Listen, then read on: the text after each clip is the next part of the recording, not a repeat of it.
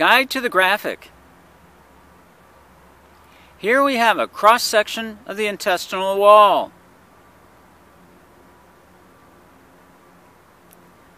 The finger-like projections is the mucosa. Below that, the dense network of blood vessels and glands is the submucosa. Below that is the muscularis.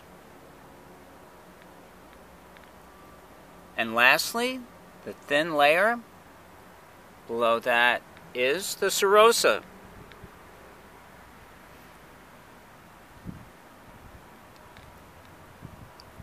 Inflammatory bowel disease. There are two forms of idiopathic inflammatory bowel disease, IBD. Ulcerative colitis, a mucosal inflammatory condition confined to the rectum and colon, and Crohn's disease, a transmural inflammation of gastrointestinal mucosa that may occur in any part of the GI tract. The etiologies of both conditions are unknown, but they may have a common pathogenetic mechanism. Pathophysiology. The major theories of the cause of IBD involve infectious or immunologic causes. The infectious theory assumes that the body is reacting normally to an unrecognized pathogen, whereas the immunologic theory assumes that the immune system is acting inappropriately to antigens to which most people are exposed, leading to an autoimmune reaction.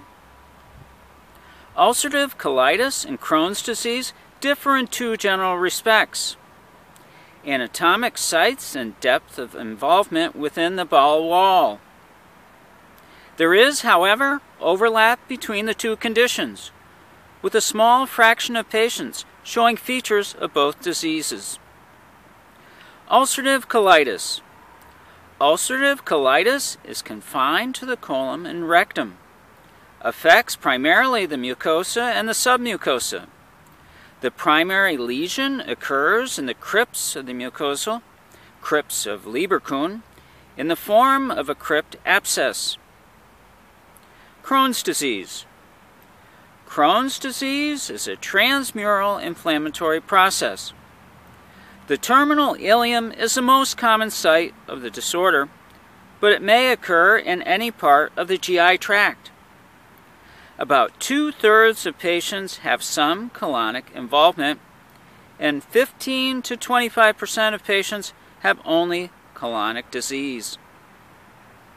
Patients often have normal bowel separating segments of diseased bowel.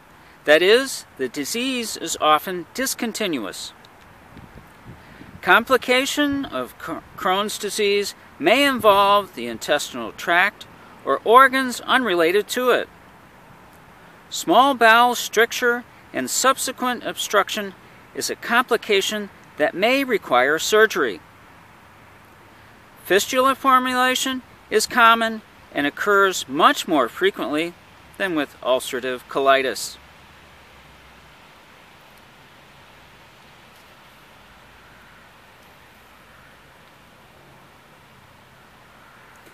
And that's inflammatory bowel disease.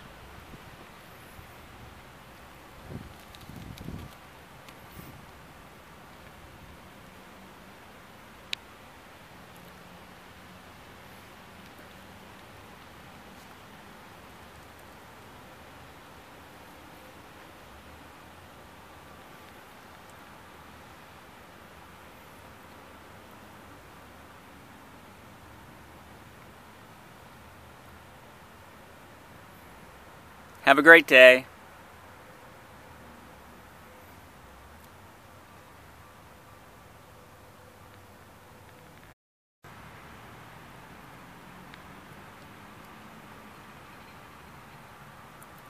Clinical presentation of inflammatory bowel disease. Ulcerative colitis. There is a very wide range of ulcerative colitis presentation. Symptoms may range from mild abdominal cramping with frequent small volume bowel movements to profuse diarrhea.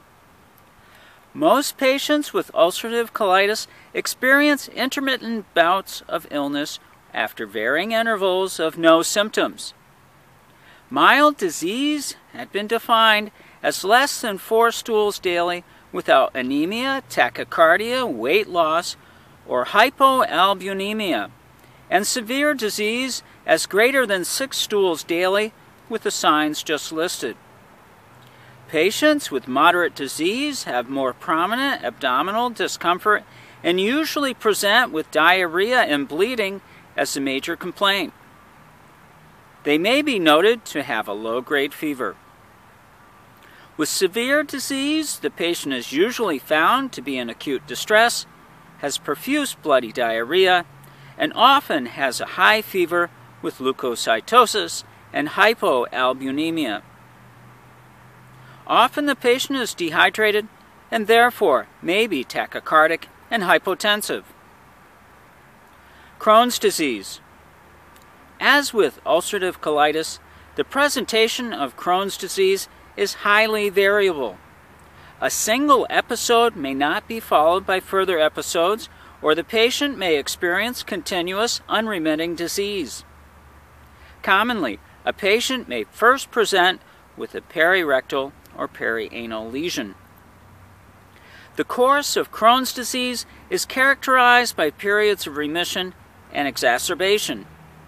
Some patients may be free of symptoms for years, while others experience chronic problems in spite of medical therapy.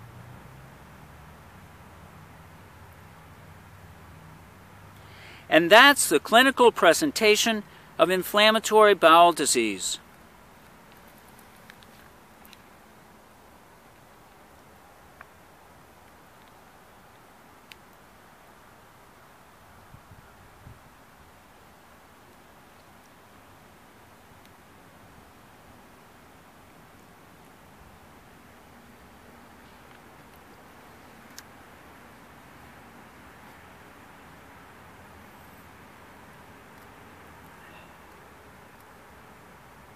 Have a great day.